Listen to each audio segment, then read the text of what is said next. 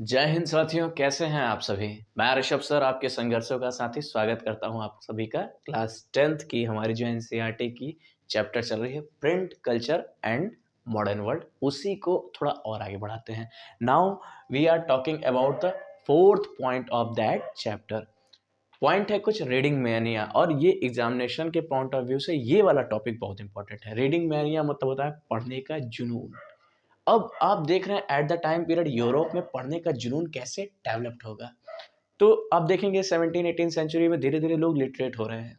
60 to 80% वहाँ पर literacy धीरे धीरे बढ़ रही है। इवन जो अलग अलग संप्रदाय के मतलब अलग अलग सेक्ट जो हैं या संप्रदाय हैं, वो लोग गांव गांव जाकर अपने स्कूल खोल रहे हैं।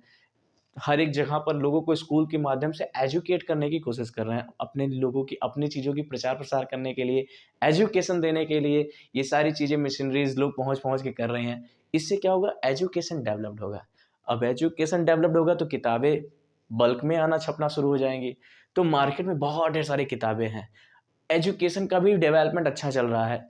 अब धीरे धीरे लोगों का जैसे इच्छा होती है किताब जो पढ़ने की, तो रुचि डेवलप्ड हो रही है।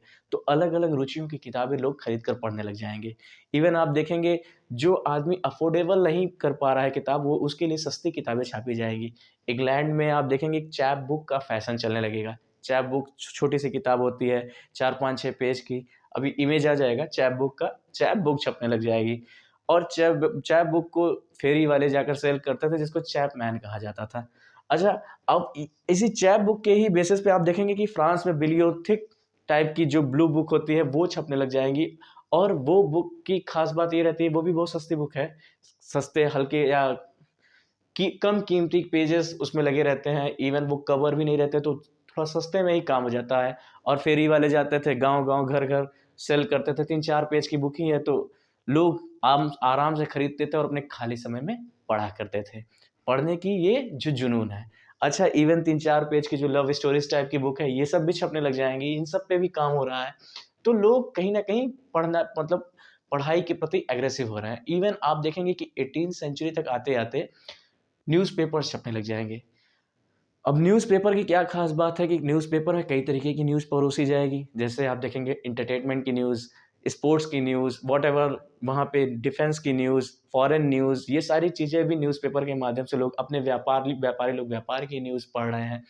साइंटिफिक चीज़ों की भी ज्ञान उसमें धीरे धीरे इंजेक्ट किए जाएंगे। जैसे आप देखेंगे कि लोग मैप के बारे में पढ़ेंगे, और साइंटिफिक जो खोज हो रही है, आइजैक न्यूटन द्वारा जो खोज हो रही है, वो सारी चीज़ें पढ़ेंगे। मतलब धीरे धीरे पढ़ने का माहौल इतना बेहतरीन बन गया है। कुछ फिलोसफर हैं, जॉन लॉकी, रूसो, आप पढ़ेंगे कि उनके भी अपने अपने दर्शन हैं, वो भी बुक के माध्यम से लोगों तक पहुंच रहे हैं, और लोग खूब उसे भी पढ़ रहे हैं। तो एक नई नई चीज़ें डेवलप हो रही है सोचने के तरीके। जो अभी तक कूप मंडूकता वाली हमारी सोच थी, उससे अब हम आगे निकल कर समंदर में खो गए हैं। बड़ी चीज़ें सोच रहे हैं, बड़ी।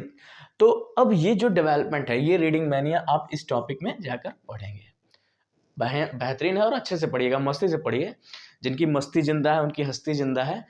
अब सेकंड जो टॉपिक इसी से मतलब इसी का सब पॉइंट है, 4.1 टॉपिक है, tremble therefore remnant of the world.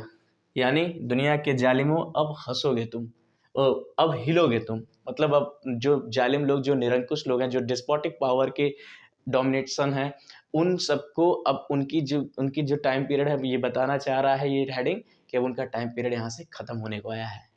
जालिमों का टाइम पीरियड, यानी डेस्पोटिक पावर को, जो डोमिनेशन पे हैं, या जो एरिस्टोक्रेट हैं, जो सोसाइटी में सत्ता पर बहुत ही पावरफुल पोस्ट पे बैठे हुए लोग हैं, लोगों के ऊपर डोमिनेट कर रहे हैं, यानी या किसी भी तरीके से नए नए ट्रेडिशंस बताकर, या किसी भी तरीके से अब इन लोगों का टाइम पीरियड यहाँ खत्म होने को आया है। कारण क्या है, नए ज्ञान, नए थॉट की जो अब जनरेट हो रहे हैं लोगों के मन में। अब ये सेकंड पॉइंट जो आप इस पॉइंट में इस चीज़ को पढ़ोगे, जैसे कि अब नई नई वाद विचार, रूसो पढ़ा, जॉन लॉकी पढ़ा, वोल्टेयर पढ़ा, ये सारी चीज़ें पढ़ा हमने, तो नई नई चीज़ें हमारे दिमाग में डेवलप्ड होने लग जाएंगी।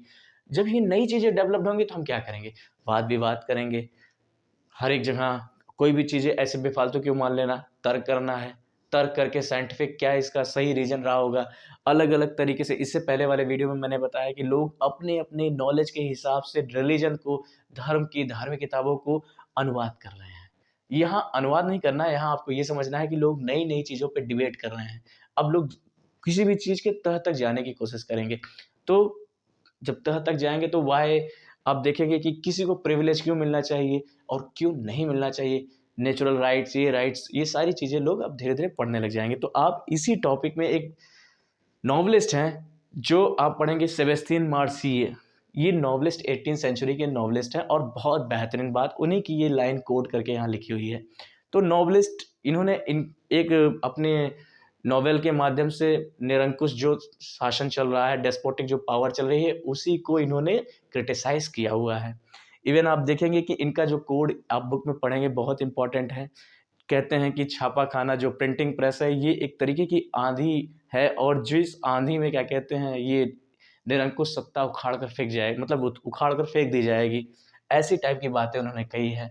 इवन आप देखेंगे कि उनके जो नॉवेल्स हैं, ज़्यादातर नॉवेल्स में आप देखेंगे कि उनका जो हीरो रहता है शुरू में तो नॉर्मल आदमी रहता है, बाद में वो किताबें पढ़ता है और उसी में खूब जूझता है, खूब मन से पढ़ता है, डूब जाता है, खो जाता है और धीरे धीरे बहुत ज्ञान अर्जन कर लेता है। ऐसे टाइप की चीज़ें लिखेंगे और जब लोगों के अंदर नॉलेज आ जाएगी, ज्ञान आ जाएगा, तो एक लास्ट कोड उनका यही वाला है कि जो निरंकुश सत्ता पर आसीन व्यक्ति हैं, जो डेस्पोटिक पावर को रिप्रेजेंट कर रहे लोग हैं, वो अब उनकी खैर नहीं है, उनको अब हटा दी जाएगी। उसी के लिए ये लाइन आप यहाँ पर इस टॉपिक पे जाकर पढ़ोगे। एट द एंड में आप देखोगे कि जब सेकंड टॉपिक जो हमारा रहेगा 4.2, print culture and the French revolution. तो प्रिंट कल्चर के आने से फ्रेंच रिवॉल्यूशन कैसे डेवलप, मतलब फ्रेंच में रिवॉल्यूशन कैसे हो गया प्रिंटिंग के तहत, इसको पढ़ोगे।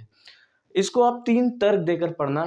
उसमें टॉपिक वाइज लिखा है। पहले तर्क में ये बात लिखी है कि बहुत सारे जो हमारे नए नए लोग आ रहे हैं, जो किताबें लिख रहे हैं, जैसे जो दर्शन, जो साइंटिफिक रीज़न आप पढ़ रहे हो, वो सारी चीज़ों से एक नए तरीके की ज्ञान अर्जन, एक नई तरीके की बुद्धि डेवलप्ड होगी, एक नई चीज़ डेवलप्ड होगी। अब लोग हर एक चीज़ पे बात करेंगे, हर एक चीज़ को समझेंगे और निरंकुश जो सत्ता चल रही है उसके खिलाफत में आकर थोड़ा आगे बढ़ चढ़ कर हिस्सा लेंगे। क्यों? क्योंकि अब वो थोड़ा पढ़ लिए हैं, ज्ञान का जो प्रकाश जग गया है। दूसरे उसके पार्ट में, मतलब दूसरे रीजन को आप ये पढ़ोगे कि उस दूसरे रीजन का बेस ये रहेगा कि अब जब लोग पढ़ लिए हैं तो हर एक चीज़ का वो मूल्यांकन करेंगे, पुनर्मूल्यांकन होगा, क्रिटिक्स करेंगे कि नहीं ऐसा कैसे हो सकता है, हम ही क्यों, हमारा ही क्यों एक्सप्लॉयटेशन हो। तो इन सब चीज़ों को आप इस सेकंड वैल्यू में पढ़ेंगे और थर्ड फ्रेज में आप उसको पढ़ेंगे, तीसरे पॉइंट में जो सबसे इंपॉर्टेंट है कि लोग अब कैरिकेचर बनाएंगे, कार्टून्स बनाएंगे। फ्रेंच रिवॉल्यूशन के बड़े बड़े राजाओं, जो राजा थे भोग विलास के जीवन को व्यतीत कर रहे थे, उनकी एक हंसी मजाक जैसी कैरिकेचर बनाएंगे, कार्टून बनाएंगे और गरीबों की दशा को दर्शाएंगे। इससे क्या होगा कि लोगों के अंदर एक भावना क्रिएट होगी जिस कि हमारे साथ गलत हो रहा है और हमें इनके खिलाफ द्रोह विद्रोह करना है। तो कहीं ना कहीं ये प्रिंट कल्चर इस भावना को भी जनरेट करने के लिए भी योगदान रहेगा, इसका भी योगदान, इसी चीज़ को आप इस टॉपिक में पढ़ेंगे। चलिए आज का वीडियो इतना ही है और इम्पॉर्टेंट है एग्ज़ाम के पॉइंट ऑफ व्यू से, आपको समझना है। जैसे कि आपके एग्ज़ाम में पूछ लेगा कि किसी भी साइंटिस्ट का जो थॉट लिख दिया या आप लिख दिया, आपको दर्शन की जो बात लिखी गई है कि क्यों लोग अब पढ़ना मतलब ये सब चीज़ें क्यों पढ़ रहा है, तो ये जो जुनून है, रीडिंग मैनिया है, आपको इसी से को रिलेट करके अपने आंसर को लिखना है। चलिए वीडियो अच्छा लगा हो तो प्लीज़ लाइक शेयर सब्सक्राइब जरूर कीजिएगा। आप सभी से मिलते हैं नेक्स्ट वीडियो में। आप सभी को एग्जाम के लिए ऑल द बेस्ट।